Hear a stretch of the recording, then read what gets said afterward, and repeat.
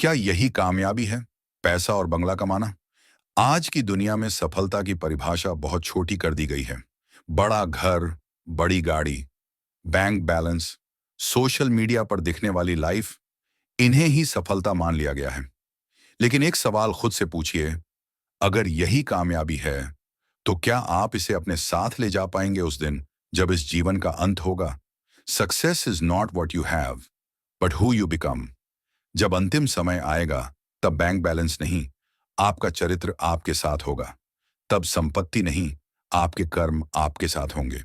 भगवत गीता में श्री कृष्ण अर्जुन से कहते हैं, कर्मण्येवाधिकारस्ते मां फलेषु कदाचन। अर्थात तुम्हारा अधिकार केवल कर्म करने में है, फल पर नहीं। लेकिन आज की दुनिया ने फल को ही सब कुछ बना दिया है। लोग परिणाम के पीछे भाग रहे हैं, प्रक्रिया और पवित्रता भूल चुके हैं। फिर लोग इतने परेशान क्यों रहते हैं? इतना सब होने के बाद भी दिल खाली क्यों लगता है? क्योंकि बाहर की उपलब्धियां अंदर की शांति नहीं देती। You can have everything and still feel nothing. आज समाज के हर वर्ग में अधर्मी लोग सफल होते दिखाई देते हैं। झूठ, छल, स्वार्थ, इनसे आगे बढ़ते लोग दिखते हैं। और जो सत्य के मार्ग पर चलते हैं, वही संघर्ष करते दिखाई देते हैं। तब मन में प्रश्न उठता है, क्या सच में संघर्ष हार है, या यह आत्मा की परीक्षा है? भगवत गीता में श्री कृष्ण कहते हैं, न ही कल्याणकृत कश्चित दुर्गतिम तात गच्छति। जो कल्याण का मार्ग चुनता है, उसका कभी विनाश नहीं होता।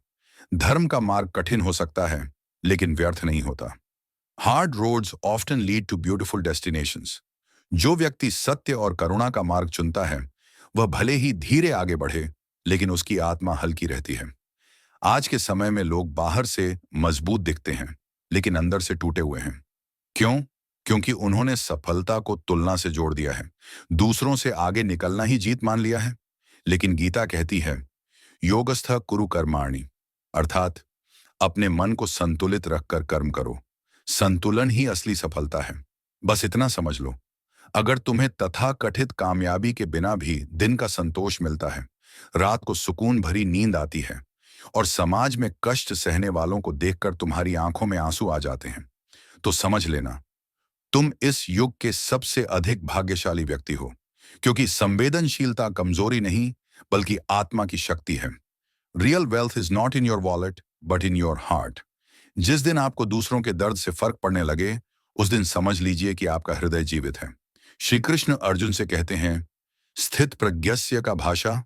स्थित प्रज्ञ वह है जो सुख और दुख में समान रहता है, जिसे सफलता मिलने पर अहंकार न हो और असफलता मिलने पर निराशा न हो। वही सच्चा विजेता है। आज लोग बाहर की जीत के लिए अंदर की हार स्वीकार कर लेते हैं। लेकिन असली कामयाबी क्या है? असली कामयाबी है चरित्र में स्थिरता, मन में शांति, हृदय में करुणा और कर्म में ईमानदारी। जब रात को सिर तकिए पर रखते समय आपको यह लगे कि आज मैंने किसी को ठगा नहीं, किसी को दुख नहीं दिया और अपने धर्म के अनुसार जिया, तो समझ लेना आप सफल हैं। Peace of mind is the highest form of success. क्योंकि अंत में न पैसा साथ जाएगा, न पद, न प्रसिद्धि। साथ जाएगा तो केवल कर्म। गीता कहती है, वासांसी जीर्णानि यथा विहाय। जैसे मनुष्य पुराने वस्त्र छोड़कर नए धारण करता है, वैसे ही आत्मा शरीर बदलती है। जब शरीर भी स्थायी नहीं, तो संपत्ति स्थायी कैसे हो सकती है? इसलिए जीवन का उद्देश्य सिर्फ कमाना नहीं, बल्कि खुद को जानना है। असली कामयाबी बाहर नहीं, अंदर मिलती है। जब आप भीतर से शांत हों, जब आप सत्य के मार्ग पर अडिग हों, जब आपकी आत्मा आपको दोषी न ठहराए, तभी आप सच में सफल हैं। इसलिए आज खुद से पूछिए, मैं क्या बन रहा हूं? सिर्फ अमीर या सच में समृद्ध? याद रखिए, success is temporary, but character is permanent. अगर आपके पास शांति है, संतोष है और करुणा है, तो आप इस युग के सबसे अधिक भाग्यशाली व्यक्ति हैं। क्योंकि असली कामयाबी बाहर नहीं, अंदर मिलती है।